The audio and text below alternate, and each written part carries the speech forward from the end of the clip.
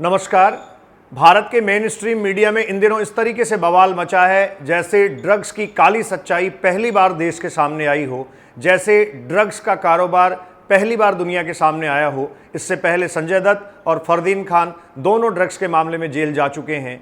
खेल जगत से जुड़ी हुई कई हस्तियों के डोपिंग टेस्ट के मामले में आपने सुना होगा, उनको कईयों को खेल से बाहर किया जा चुका है और सजा हो चुकी है। जी हाँ, हम आज बात कर रहे हैं एक बड़े गंभीर सामाजिक मुद्दे पर जो हमारे समाज में अपनी गहरी जड़ें जमा चुका है। फिल्मी दुनिया के दम मारो दम से लेकर सिगरेट के धुएं का छल्ला बनाकर और ऊंची आवाज वाले, बहुत प्रतीकात्मक ऊंची ध्वनि वाले पंजाबी गीतों में चिट्टा वे, ऐसे वाक्यांशों और ऐसे शब्दों का हमारे बच्चों पर क्या असर पड़ता होगा, क्या प्रभाव पड़ता होगा। उड़ता पंजाब में आपने एक इसका सिनेरियो, एक नज़ारा आपने इसका देखा होगा। निश्चित तौर पर खेल जगत की हस्तियां, फिल्मी हस्तियां हमारे बच्चों और युवाओं के रोल मॉडल होते हैं। अगर ये दिशाहीन होंगे तो निश्चित तौर पर हमारे समाज के लिए ये घातक होगा। ऐसा नहीं है कि संपूर्ण बॉलीवुड ड्रग्स की गिरफ्त में है, ऐसा नहीं है कि जो नशीली दवाओं का सेवन है सिर्फ बॉलीवुड में होता है। बॉलीवुड में कई हस्तियां, कई ऐसे बेहतरीन अदाकार हैं, अमिताभ बच्चन और अक्षय कुमार ऐसे नाम हैं जिनका ड्रग से और नशीली दवाओं से, नशीले पदार्थों के सेवन से दूर दूर तक सरोकार नहीं है। आज इस वीडियो के माध्यम से हम भारत में ड्रग्स व नशीली दवाओं के सेवन के तरीके, कौन कौन सी स्पेसिफिकली कैटेगरीज हैं, उनकी बात करेंगे। इसके अलावा भारत में जो ड्रग पॉलिसी है, कानूनन किस प्रकार से ये प्रतिबंधित हैं और किन दवाओं के सेवन को प्रतिबंधित नहीं किया गया है, इसकी बात करेंगे। और अंत में हम बात करेंगे समाज पर इसके दुष्प्रभावों की, और जल्दी ही हमें जागरूक और सचेत होकर हमारे युवा पीढ़ी और हमारे युवाओं को संरक्षित, सुरक्षित करने और बचाने की मुहिम की। सामाजिक न्याय व अधिकारिता मंत्रालय, भारत सरकार, राष्ट्रीय आयुर्विज्ञान संस्थान नई दिल्ली, एम्स नई दिल्ली के centre, national drug dependence treatment centre NDDTC की एक रिपोर्ट के आधार पर, उसमें संकलित आंकड़ों के आधार पर मैं आज आपसे बात कर रहा हूं। जितने तथ्यात्मक आंकड़ों का हमने संकलन किया है, इसको magnitude of substances use in India 2019 के नाम से जाना जाता है। आप भारत सरकार के सामाजिक न्याय व अधिकारिता मंत्रालय की वेबसाइट से इसे प्राप्त कर सकते हैं। ड्रग्स व नशीले पदार्थों के सेवन से संबंधित कुल 4 श्रेणियां हैं। इनमें से पहली श्रेणी को हम डिस्कस कर रहे हैं, यह एल्कोहलिक सब्सटेंसेज से जुड़ी हुई है। अल्कोहल, मदिरा, शराब का सेवन भारतीय समाज को काफ़ी हद तक खोखला कर चुका है। 14.6% कुल आबादी का 14.6%, आप कह रहे हैं करीब 15% लोग शराब के सेवन से जुड़े हुए हैं। कुल 16 करोड़ लोग भारत में शराब का सेवन करते हैं और इसमें से 6 करोड़ लोग सीधे तौर पर शराब के सेवन के आदी हो चुके हैं और इनको बाहर निकालने की आवश्यकता है। वहां से इनकी पूरी डिपेंडेंसी जो है, उस डिपेंडेंसी को खत्म करने की आवश्यकता है। इसमें से सबसे ज़्यादा जो कंट्री लिक्योर है उसका इस्तेमाल किया जाता है, जिसको देसी मदिरा कहा जाता है। और कुल अल्कोहल सेवन जो भारतवर्ष में किया जा रहा है, कुछ स्टेट्स ऐसे हैं जो इसका 10% से अधिक कंट्रीब्यूट करते हैं। हमने कहा 14.6% टोटल पॉपुलेशन यूज करती है। ये राज्य हैं त्रिपुरा, आंध्र प्रदेश, पंजाब, छत्तीसगढ़ और अरुणाचल प्रदेश। इन राज्यों में काफ़ी अधिक सेवन शराब का किया जा रहा है। आंकड़े काफ़ी चौंकाने वाले हैं। दूसरी श्रेणी मैं आपसे डिस्कस कर रहा हूं। दूसरी श्रेणी मुख्य रूप से ओपियाइड्स, अफीम से संबंधित है।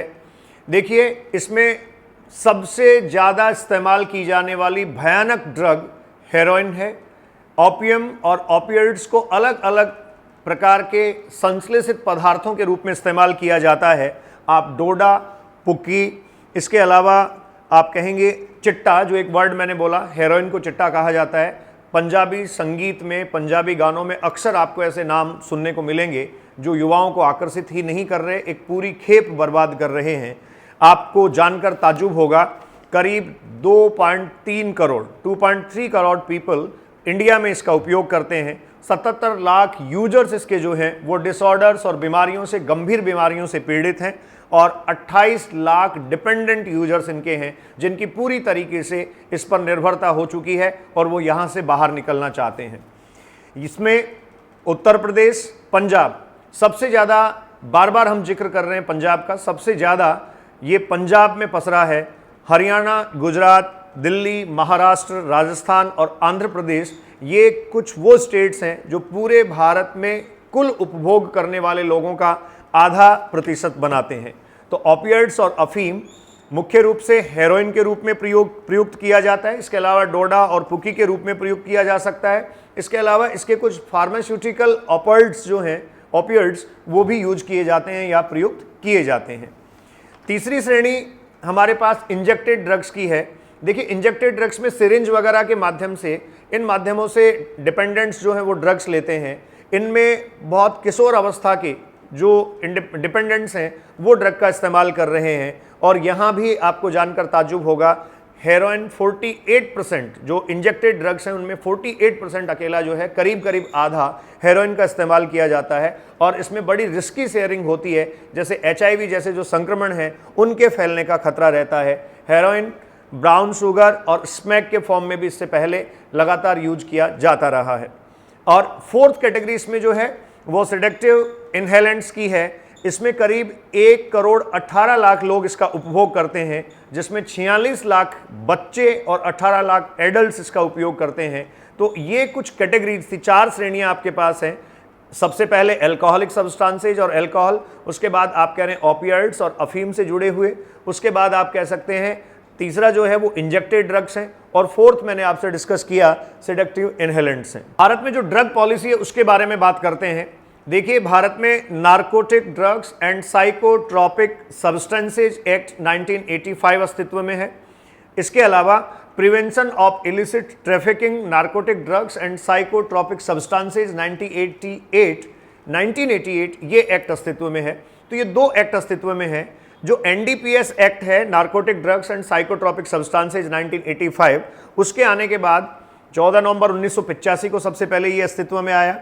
और इसके आने के बाद इस कानूनी प्रावधान के तहत ही नार्कोटिक कंट्रोल ब्यूरो की स्थापना हुई, NCB जिसको आप कहते हैं। नार्कोटिक कंट्रोल ब्यूरो मार्च 1986 में अस्तित्व में आया और आजकल ये काफ़ी चर्चा में है, आपने देखा होगा। यहाँ ये जो एक्ट्स हैं इनमें 1988 में, 2001 और 2014 में अमेंडमेंट किए गए। इसके साथ ही मैं आपको एक बात याद दिला दूं, डॉक्टर धर्मवीर गांधी जो पटियाला से मेंबर ऑफ पार्लियामेंट रहे हैं, 2016 में उन्होंने एक प्रपोजल किसी प्राइवेट बिल के तहत संसद में रखा था, लोकसभा में रखा था, जिसके तहत ओपियम जैसी या ओपियोइड्स के कुछ सब्सटेंसेज जो हैं उनके यूज को, उनके उपभोग को लीगल कर दिया जाए। इस बात की सिफारिश उन्होंने की थी। और इस वीडियो के साथ मैं हिंदुस्तान टाइम्स की न्यूज की एक कटिंग भी आपके साथ शेयर कर रहा हूं, जिसमें इसके लीगल सेल को और लीगल प्रोडक्शन की बात की गई। देखिए, narcotic drug and psychotropic substances act 1985 और इनके प्रिवेंशन का जो इलिसिट ट्रैफिकिंग प्रिवेंशन 1988 का एक्ट है, इसके अंतर्गत आप कह सकते हैं इन सब नशीली दवाओं, ड्रग्स और औषधियों के अवैध व्यापार के निवारण का अधिनियम 1988 ये कहता है कोका की खेती आप नहीं कर सकते, संग्रहण आप नहीं कर सकते, अफीम, पोस्त या किसी कैनबिस की आप खेती नहीं कर सकते, उनका उत्पादन, विनिर्माण, कब्जा, क्रय, विक्रय, परिवहन, भंडारण, उनको छिपाना, उनको उपयोग में लेना, उनको उपभोग में लेना, अंतर्राज्यीय आयात व निर्यात, ये सब जो हैं वो गैर कानूनी कहे गए हैं।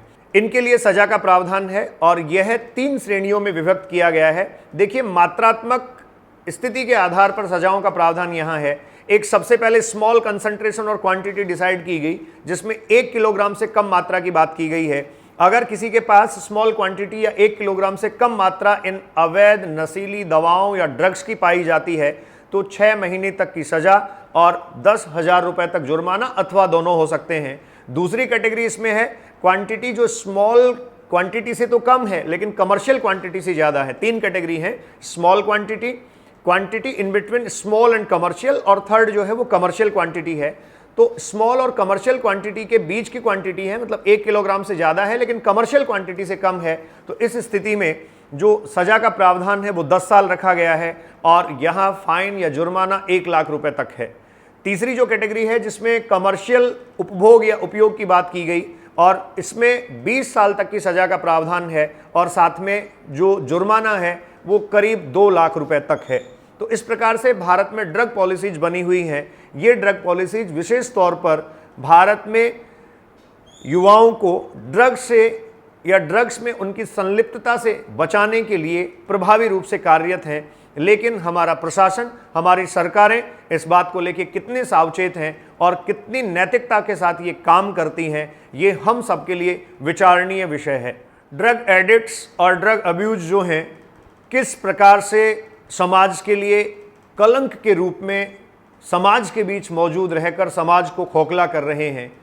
इनमें सिम्टम्स अगर देखे जाएं तो लॉनलीनेस आने के साथ साथ, इरिटेशन आने के साथ साथ, नैतिकता का पतन होने के साथ साथ आप कहेंगे किसी भी स्तर तक जाने के लिए ये लोग तैयार रहते हैं। बहुत बार यह भी देखा गया है कि ड्रग एडिक्ट्स जो हैं उनकी अपनी मजबूरी होती है। एक बार उस दलदल में फंस जाने के बाद, एक बार उस रास्ते पर चले जाने के बाद उनके पास बाहर आने का रास्ता काफ़ी मुश्किल होता है। तो हमें इस प्रकार के लोगों की सहायता करने की आवश्यकता है, उनको बाहर निकालने की आवश्यकता है। जैसा आप देख पा रहे हैं, निचले तबके से लेकर सेलिब्रिटीज तक इस दलदल में फंसे हुए हैं। हाल ही में सुशांत सिंह के आत्महत्या का मामला, जो अब सीबीआई भी कह चुकी है, सामने आया, बहुत हद तक ड्रग्स के दुष्प्रभाव का परिणाम है। बहुत सारे परिवार अपने युवाओं को, अपने बच्चों को खो देते हैं। बहुत सारे परिवार अपनी भावी पीढ़ी को खो देते हैं, अपने सपनों को उजाड़ लेते हैं। हमें सामाजिक चेतना लाने के साथ साथ ड्रग एडिक्ट्स और ड्रग अब्यूज जो हैं उनकी सहायता करने की भी आवश्यकता है। विभिन्न स्रोतों के माध्यम से, विभिन्न जागरूकता कार्यक्रमों के माध्यम से और विभिन्न प्रकार के हेल्पिंग मेथडोलॉजी के थ्रू हमें इस प्रकार के लोगों को बाहर निकालना चाहिए और उनको निकालने में हमें सहायता भी करनी चाहिए। निश्चित तौर पर ड्रग्स और नशीली दवाएं, प्रतिबंधित पदार्थ हमारे समाज के लिए कलंक हैं। नमस्कार।